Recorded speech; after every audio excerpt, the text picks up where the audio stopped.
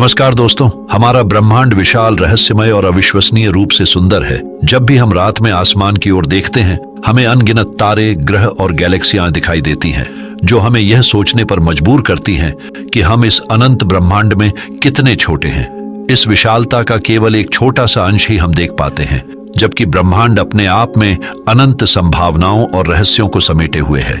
ब्रह्मांड की विशालता को समझने के लिए हमें यह जानना आवश्यक है कि यह न केवल दूरी और आकार में बड़ा है, बल्कि इसमें स्पेस एंड टाइम की भी अद्वितीय परिभाषाएं हैं। हमारी पृथ्वी से सबसे निकटतम तारे प्रॉक्सिमा सेंटरी लगभग 4.24 लाइट ईयर दूर है। यह दूरी इतनी बड़ी है कि प्रकाश, जो सबसे तेज गति से चलता है, उसे भी इसे पार करने में 4.24 ईयर लगते हैं।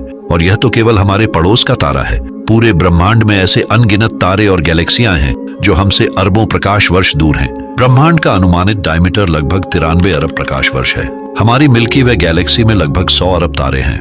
ब्रह्मांड में लगभग 2 ट्रिलियन गैलेक्सियां हो सकती हैं। प्रकाश की गति 2,99,792 किलोमीटर प्रति सेकंड है, और इसके बावजूद कुछ गैलेक्सियां इतनी दूर हैं कि उनका प्रकाश हम तक अरबों साल बाद पहुंचता है। ब्रह्मांड की उम्र लगभग 13.8 अरब साल है। इन तथ्यों के माध्यम से हम यह समझ सकते हैं कि हमारा ब्रह्मांड कितना विशाल और जटिल है। जब हम ब्रह्मांड की इस विशालता के बारे में सोचते हैं, तो यह हमारे मस्तिष्क को चुनौती देता है और हमें यह महसूस होता है कि हमारे ज्ञान की सीमाएं कितनी छोटी हैं। ब्रह्मांड की इस अद्वितीय यात्रा में हम केवल एक छोटे से रेत के कण जैसे हैं, लेकिन इसी ब्रह्मांड में छिपे हुए रहस्यों को जानने और समझने की हमारी जिज्ञासा ही हमें आगे बढ़ने के लिए प्रेरित करती है। इस वीडियो में हम ब्रह्मांड के उत्पत्ति से लेकर इसके संभावित अंत तक के सफर को जानने की कोशिश करेंगे और यह जानेंगे कि हम इस अनंत ब्रह्मांड में कहां खड़े हैं। तो आइए इस अद्भुत और ज्ञानवर्धक यात्रा पर साथ चले और जानें कि आखिर ये ब्रह्मांड कितना बड़ा है। सबसे पहले हम जानेंगे कि इस ब्रह्मांड की उत्पत्ति कैसे हुई।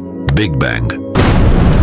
इस थ्योरी के अनुसार लगभग 13.8 अरब साल पहले ब्रह्मांड एक अत्यंत गर्म और घनी अवस्था से उत्पन्न हुआ था, जिसे सिंगुलैरिटी कहा जाता है। एक विशाल विस्फोट ने एनर्जी और सब्सटेंस को फैलाना शुरू किया, जिससे समय और स्थान की शुरुआत हुई। प्रारंभ में ब्रह्मांड में केवल क्वार्क और ग्लूओन थे, जो प्रोटॉन और न्यूट्रॉन बनाने लगे। कुछ समय बाद ये न्यूक्लियस और इलेक्ट्रॉन मिलकर पहले एटम बने। यह घटना रिकॉम्बिनेशन कहलाती है, जिसके बाद ब्रह्मांड पारदर्शी हुआ और प्रकाश स्वतंत्र रूप से यात्रा करने लगा।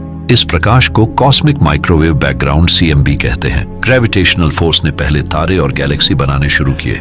कॉस्मिक माइक्रोवेव बैकग्राउंड ब्रह्मांड का विस्तार और प्राथमिक न्यूक्लियर एलिमेंट्स की मात्रा जैसे ऑब्जर्वेशन ने बिग बैंग थ्योरी को पुष्टि दी।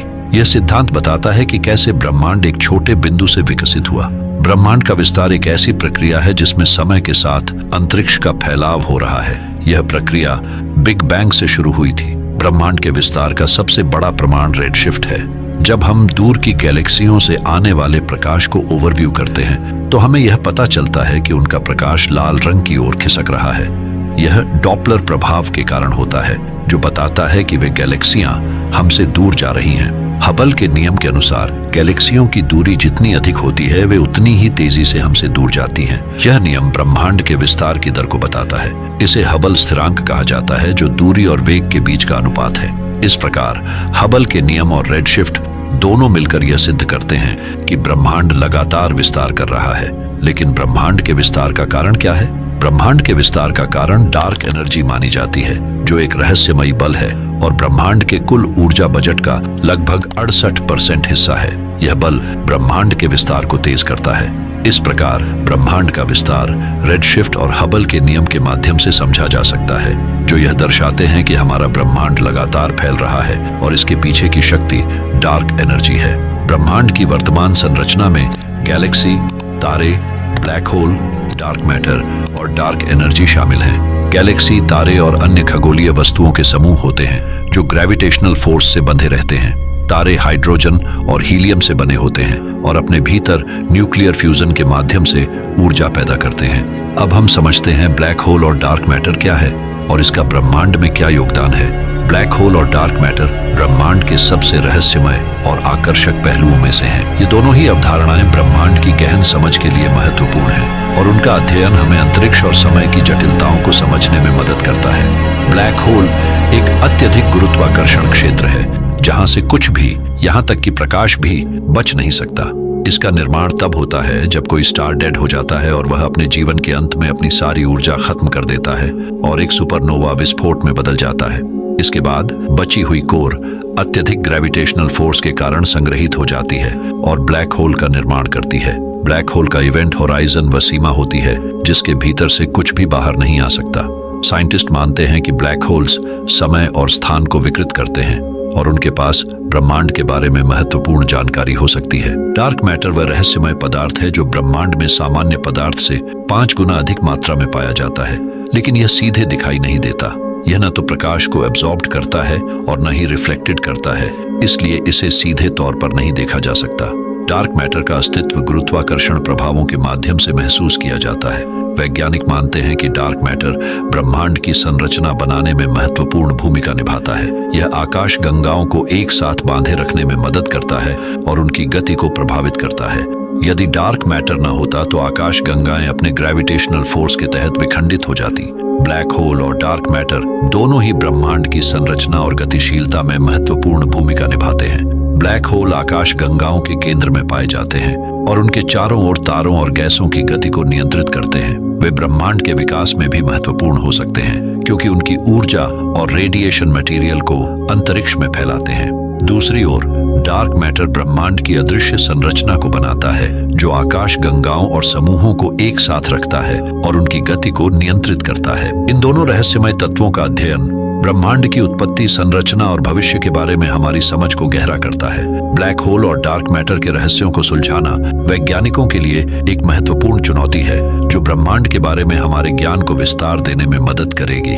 आइए अब हम दूरबीनों और स्पेस मिशनों के बारे में जानते हैं जिसने इस विशाल ब्रह्मांड को समझने में मदद किया है। दूरबीनों और स्पेस मिशनों ने ब्रह्मांड की संरचना के बारे में महत्वपूर्ण खोज किए हैं। हबल स्पेस टेलीस्कोप ने गहरे अंतरिक्ष में झांककर हजारों गैलेक्सियों की तस्वीरें ली और ब्रह्मांड के विस्तार का अध्ययन किया। चंद्रा एक्स-रे ऑब्जर्वेटरी ने ब्लैक होल और सुपरनोवा अवशेषों का अध्ययन किया। प्लैंक सैटेलाइट ने कॉस्मिक माइक्रोवेव बैकग्राउंड का नक्शा बनाया जिससे डार्क मैटर और डार्क एनर्जी के बारे में जानकारी मिली।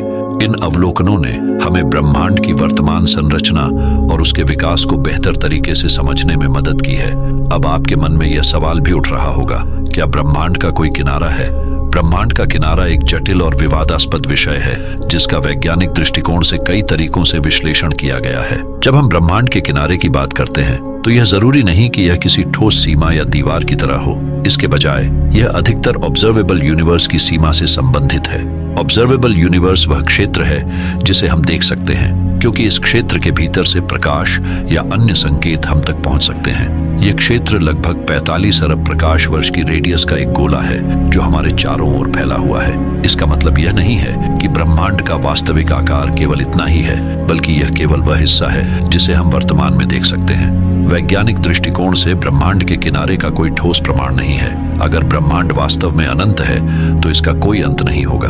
दूसरी ओर अगर यह सीमित है तो यह संभव है कि यह किसी प्रकार के कर्व्ड ज्योमेट्री में बंद हो, जैसे कि एक 3 डायमेंशनल सतह को 4 डायमेंशनल स्पेस में घुमावदार करना। साइंटिस्टों ने अनंत यूनिवर्स के ऊपर कुछ थ्योरी भी दिए हैं, जैसे मल्टीवर्स थ्योरी। मल्टीवर्स थ्योरी के अनुसार हमारा ब्रह्मांड केवल एक कॉस्मिक बबल हो सकता है, जबकि अन्य बबल अलग अलग नियमों और गुणों के साथ मौजूद हो सकते हैं।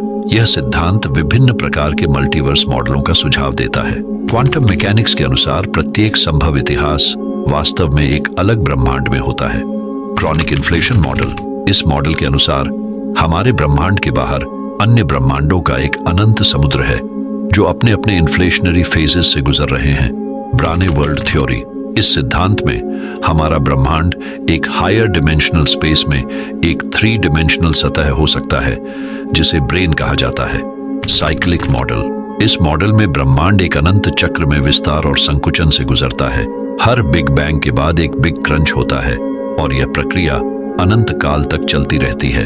बबल यूनिवर्स मॉडल, इस मॉडल के अनुसार ब्रह्मांड विभिन्न बुलबुले जैसा है जहां प्रत्येक बुलबुला एक अलग ब्रह्मांड का प्रतिनिधित्व करता है।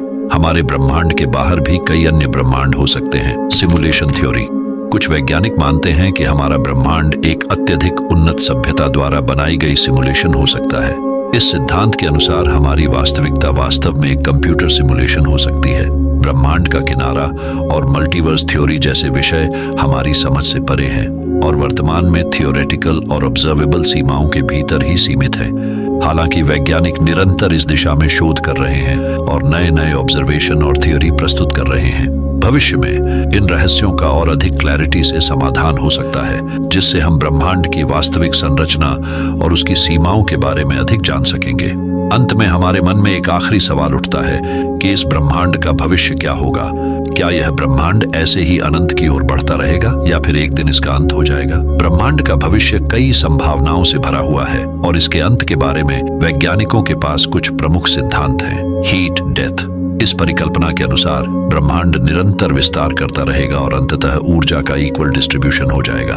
जब सभी तारे जलकर समाप्त हो जाएंगे और कोई ऊष्मा का अंतर नहीं रहेगा, तब ब्रह्मांड एक ठंडी अंधेरी स्थिति में पहुंच जाएगा, जिसे हिट डेथ या बिग फ्रीज कहा जाता है। Big crunch. इस सिद्धांत में ब्रह्मांड का विस्तार एक निश्चित बिंदु पर रुक जाएगा और गुरुत्वाकर्षण बल के कारण संकुचित होने लगेगा। सभी गैलेक्सी, तारे और अन्य खगोलीय वस्तुएं आपस में मिलकर एक बिंदु पर केंद्रित हो जाएंगी, जिससे एक विशाल बिग क्रंच होगा। यह प्रक्रिया बिग बैंग के विपरीत होगी। बिग RIP इस संभावना के अनुसार डार्क एनर्जी का प्रभाव समय के साथ बढ़ता जाएगा और यह ब्रह्मांड के सभी गुरुत्वाकर्षण बलों को हरा देगा।